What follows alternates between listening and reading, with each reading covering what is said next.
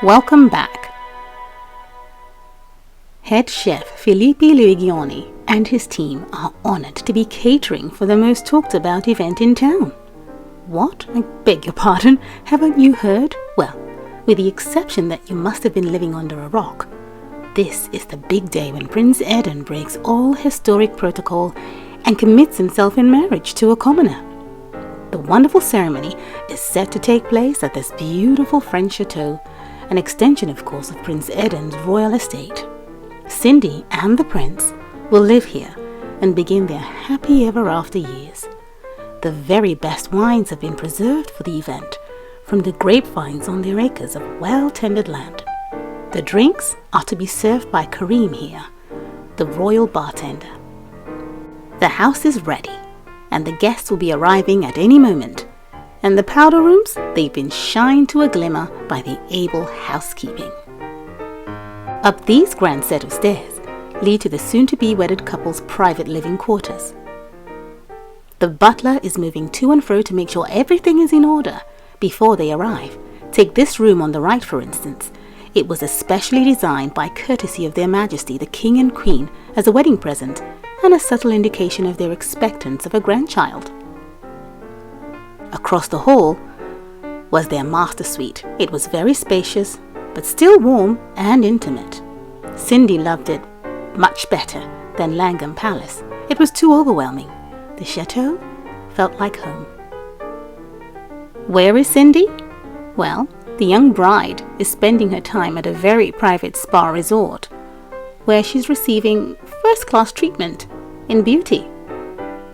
Having spent her entire life doing odd jobs at her old cottage, she was in need of a major cleanup before the wedding.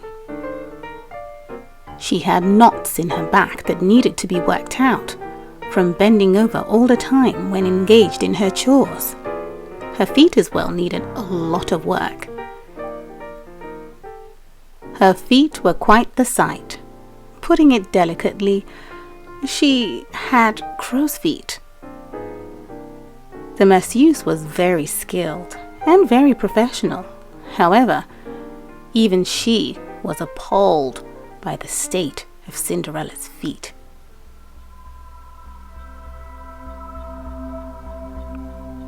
Princess Moya has been scorned and has since been in a state, drinking herself to a stupor. She had announced to her friends that she was getting engaged and married, but in so doing, she ended up announcing the wedding of Prince Eden to Cinderella. She was the laughing stock among her circle of friends. Quite frankly, she wasn't coping very well at all. Well, the butler was very worried and called her mother. But even a visit from her mother didn't do very much to help the situation. But her mother was determined to help her at all costs. Cinderella was finally ready, and with a few touch-ups, she was set to walk down the aisle to marry her Prince Charming.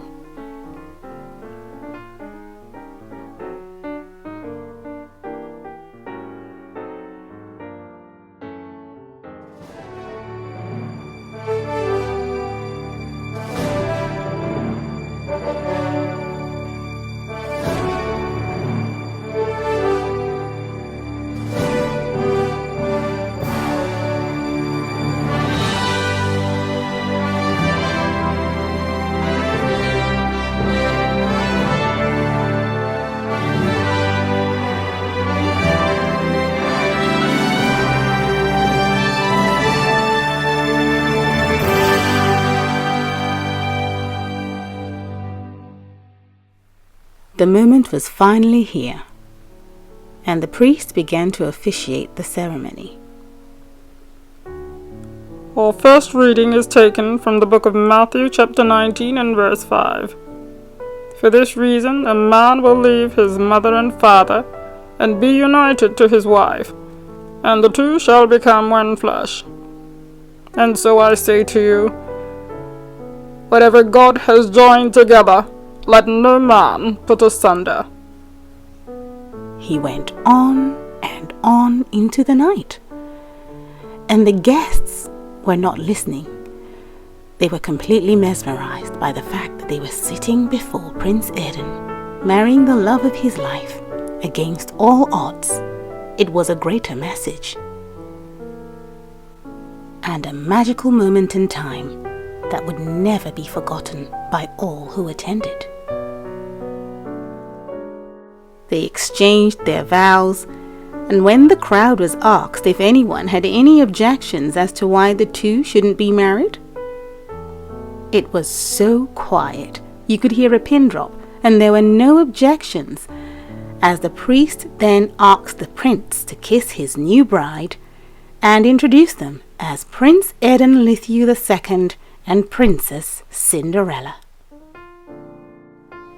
The guests began to cheer and egg Prince Eden on to give Cinderella another kiss. For the cameras, they said.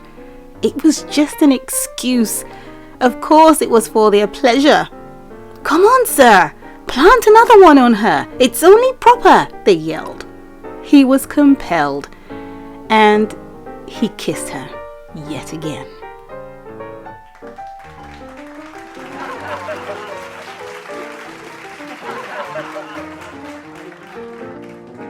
The prince and princess will have their first dance at moonlight. Remember?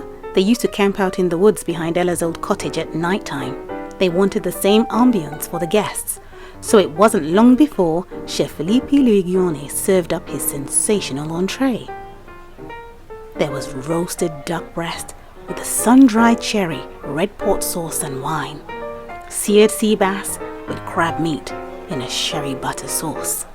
Also, there was roasted rack of lamb served with a roasted garlic rosemary garnished with beans.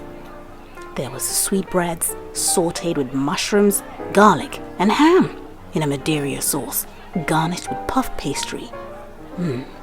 Just thinking about it makes me so hungry.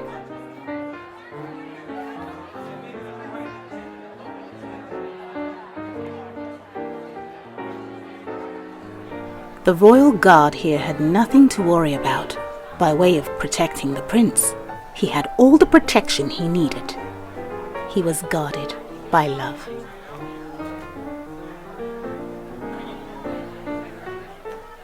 As the guests began to wrap up their meal, I had to hurry up as well.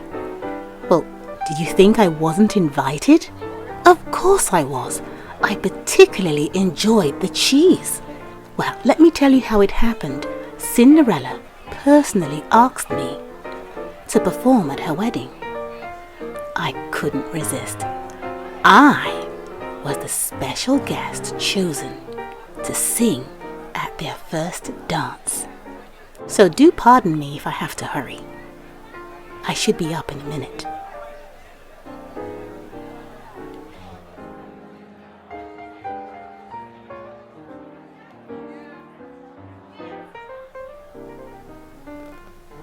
The moon is up, and that's my cue. Wish me luck.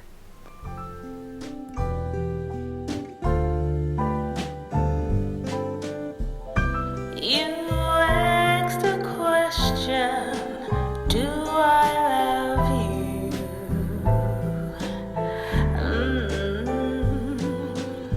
To the moon and the stars, but definitely not Mars. Honey,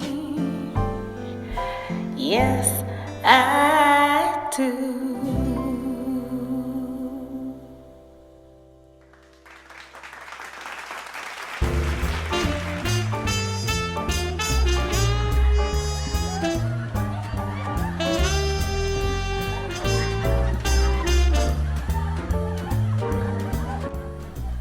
Hello there.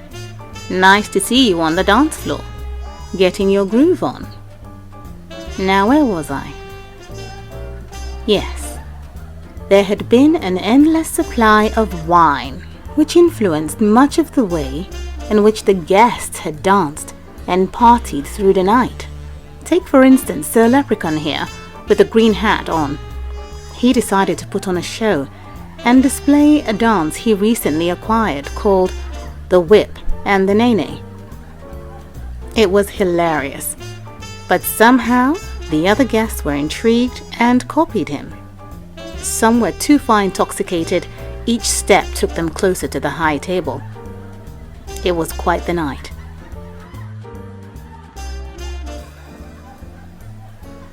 And the time came when Cinderella and the prince agreed it was time to toss the luck of love into the fountain and call it a night. But just then, they received a message from the royal guard saying that there was another guest who had just arrived.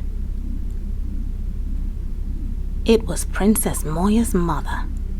She wasn't going to fade away into the night in shame with her daughter. No, she resorted to an old sorcery art she learned long ago in order to fight back. Just then the prince caught up with her in the front yard. I want none of this. There is a reason I didn't invite you. Out of respect for the hurt and pain that Moya feels. I never proposed to her. I never intended to marry her. He pleaded.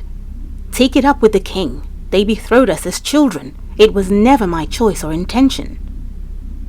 Dear Prince Eden, where are your manners? She asked. Not a glass of wine?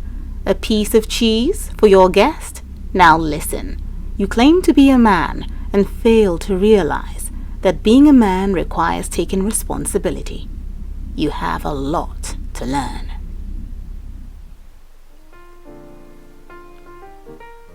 Immediately, Eden returned to his guests and his waiting bride.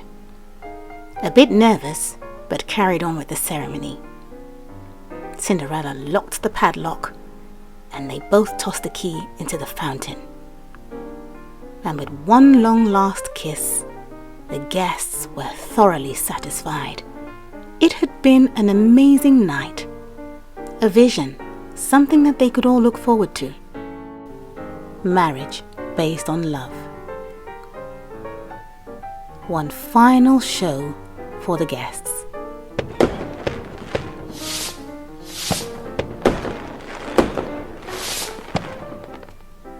And that was it for the night. Slowly but surely, the guests began to disperse, one after the other, including Cinderella and the prince. They had retired for the night. They were exhausted. Pleased, but exhausted. Or so they thought. All the guests left, except for one.